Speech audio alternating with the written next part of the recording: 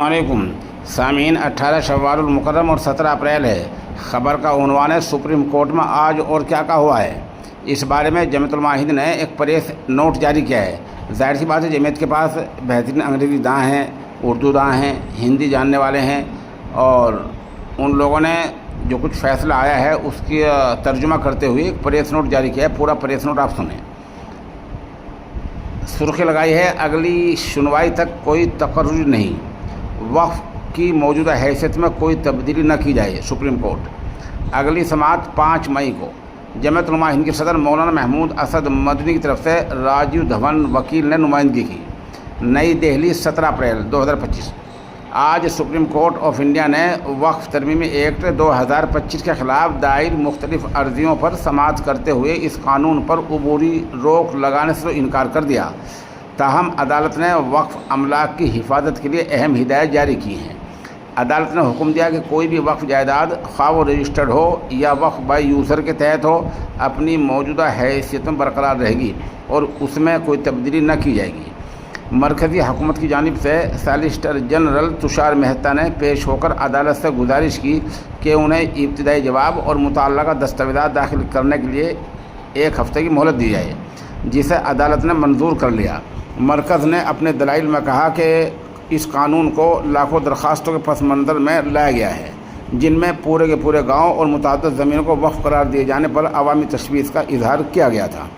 میں بیچ میں حاشیے کے طور پر عرض کر دوں کہ مرکزی سرکار یہ پورا جھوٹ بول رہی ہے کہ اس کو لاکھوں درخواستوں کے پس منظر میں لائے ہیں۔ جب جے پی سی بن رہی تھی، یہ تشکیل دی گئی تھی اور جے پی سی نے جو سماعت کی ہے، ان لوگوں سے میٹنگیں کی ہیں، تو ان لوگوں سے کی جو غیر متعلقہ ہیں، اور جو متعلقہ لوگ ہیں ان کی بات سنی تو گئی ہے، لیکن جے پی سی نے مانی کسی کی نہیں ہے۔ ہر درمی کی ہے، جمعیت علماء کی نہیں مانی ہے، مسلم پرسنل بورڈ کی نہیں مانی ہے، جماعت اسلامی کی نہیں مانی ہے، اہل حدیث کی نہیں مانی ہے، اور کیا ہے۔ یہ غیر متعلق لوگ جو ہیں اور جن کے پہلی سکہ اور جو ہے پڑھا کر لایا گیا تھا، ان کی بات سرکاری وکیل کر رہے ہیں، پوری بات نہیں بتا رہے ہیں۔ خیر، اب آگے اور سنیے کہ پریس نوٹ میں کیا لکھا ہے۔ چیف جسٹس آف انڈیا نے واضح کیا کہ عدالتی نظم و ضبط کے پیش نظر صرف 5 عرضیوں پر سماعت کی جائے گی اور باقی کو نمٹا دیا جائے گا۔ عدالت نے مزید کہا کہ اس مقدمے کو آئندہ سماعتوں میں ریپلائی وقف ترمیمی ایکٹ کے عنوان سے پیش کیا جائے گا، جبکہ وقف ایکٹ 1995 اور 2013 کی ترمیم کے خلاف عرضیوں کو الگ سے سنا جائے گا۔ اس مقدمے میں صدر جمعیت علماء ہند مولانا محمود اسد مدنی کی نمائندگی سینئر ایڈوکیٹ راجیو دھون اور ایڈوکیٹ آن ریکارڈ منصور علی خان نے کی۔ اس موقع پر مولانا محمود مدنی نے سپریم کورٹ کے اس عبوری حکم پر کہا کہ یہ قانون وقف کے لیے سنگین خطرہ ہے۔ اس کا مقصد صرف وقف جائیدادوں کی حیثیت بدلنا اور اس پر قبضہ جمانا ہے، اس لیے اس قانون پر حتمی اور سخت فیصلے کی امید کی جا رہی ہے۔